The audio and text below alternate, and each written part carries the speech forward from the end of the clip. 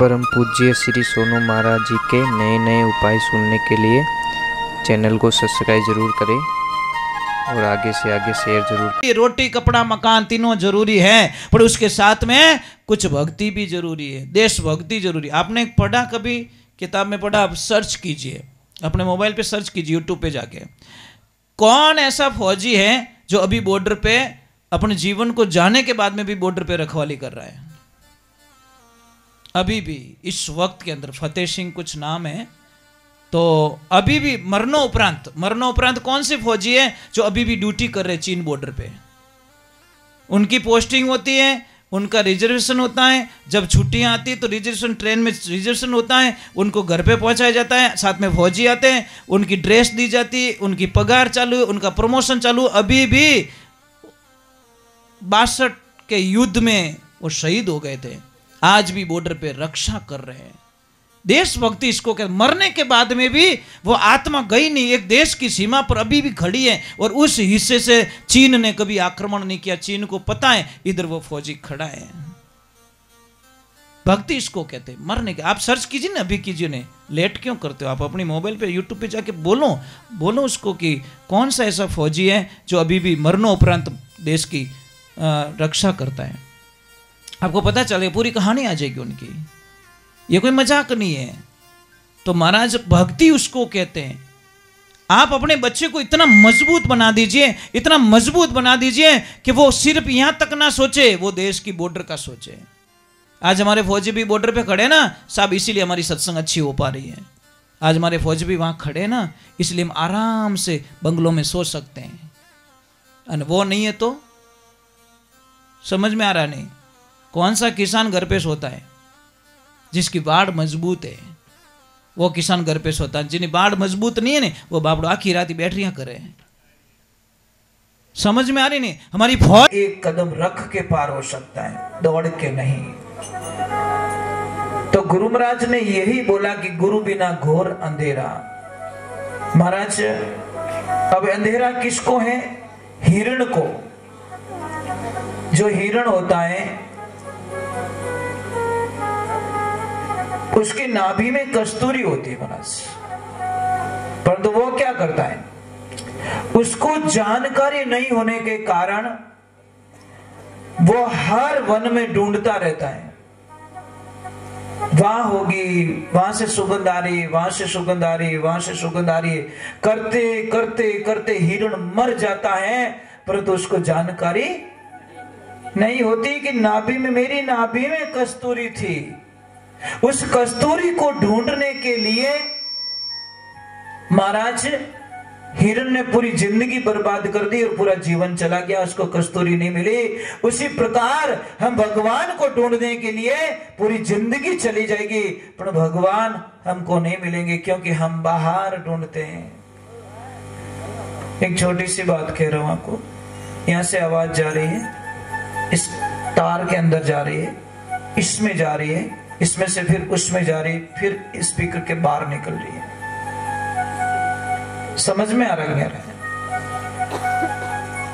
अभी जो पानी होता है, पानी लोटे के अंदर पानी है, बाहर नहीं है।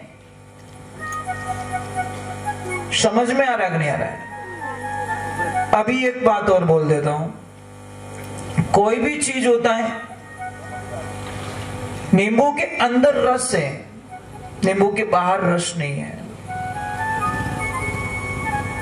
अगर बाहर होता तो हम बाहर से काम चला देते, पर नींबू के अंदर रस है।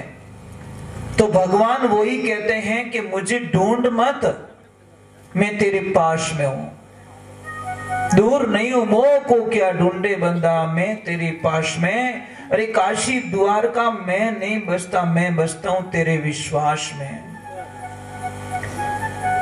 और विश्वास जो कर लेता है उसका बेड़ा पार हो जाता है। देखिए महाराज, विश्वास के बिना ये जिंदगी नहीं चल सकती। कोई जंगल था, कड़ाकड़ बिजली चमक रही है, घोर मौसम बदल गया, बिजली चमक रही है और ऐसी बिजली चमक रही है, बिजली जैसे गिरी, सूखा हुआ घास था, घास में चिंगारी पड़ गई, आग लग गई। जंगल के सारे जानवर इधर उधर इधर उधर भागने लगे क्योंकि जंगल में भयंकर आग लग गई। एक हिरणी थी, हिरणी गर्भवती और बच्चे को जन्म देने का समय हो गया। अब इधर भागी इधर भागी इधर भागी, चारों तरफ आग। उसने बोला, हे परमात्मा ये क्या हो रहा है? और जैसी वो दौड़ी नदी के किनारे गई तो उसने बोला, यह जगह थोड़ी ठीक लग रही है, यहां बच्चों को जन्म दे सकती हूं, पर क्या करे? उसने सोचा कि मेरे पीछे कोई मेरा पीछा कर रहा है।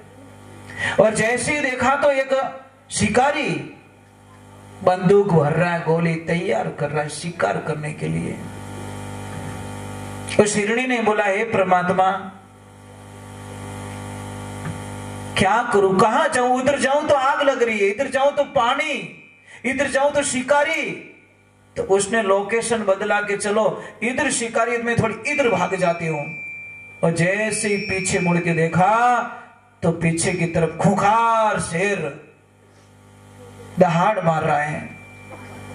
उस हिरणी ने सोचा कि मरना तो है, ये पक्का हो गया, या तो शिकारी मुझे मार देगा या आग से मर जाऊंगी, और इन दोनों से भी बच गई तो ये शेर मेरा शिकार कर लेगा। तो उसने बोला, तो मरना तो वैसे ही है, अभी तो मरूं तो मैं थोड़ी शान से तो मरूं। उसने आंखें बंद कर दी और ध्यान किसका किया? उस परमात्मा का। और बोला, हे प्रभु मैंने तो दुनिया देख ली, पर मेरे बच्चों का कसूर क्या है? दुनिया में आने से पहले ही उनकी मौत हो जाएगी, इतने निर्दयी हो आप। अब आंखें बंद हैं, इधर शेर है, इधर शिकारी, उधर आग, उधर पानी, और बीच में मझधार, बीच में से हिरणी अर्ज कर रही है। देखिए कौन कहता है भगवान के पास आवाज नहीं जाती? उसने आंखें बंद करके आवाज दी और मेरे प्रभु के दरबार आवाज गई। भगवान ने ऐसी लीला रची कि जो आग लग रही थी एकदम आग से एकदम फटाका बोला, कोई लकड़ी थी फटाका बोला, और चिंगारी उछली। चिंगारी कहां लगी? शिकारी की आंख में, और महाराज निशाना चूक गया। गोली तो चल गई पर निशाना चूक गया। वो निशाना हिरणी को तो नहीं लगा, सामने खड़ा शेर को लग गया। गोली तो चल गई पर शिकारी घायल हो गया, शेर घायल हो गया, और महाराज दोनों का काम तमाम हो गया। वो आंख से अंधा हो गया, शेर शिकार के अंदर वो चला गया, और इधर गड़गड़ाहट चली बादलों की और बारिश होने लगी, आग सारी बुझ गई। महाराज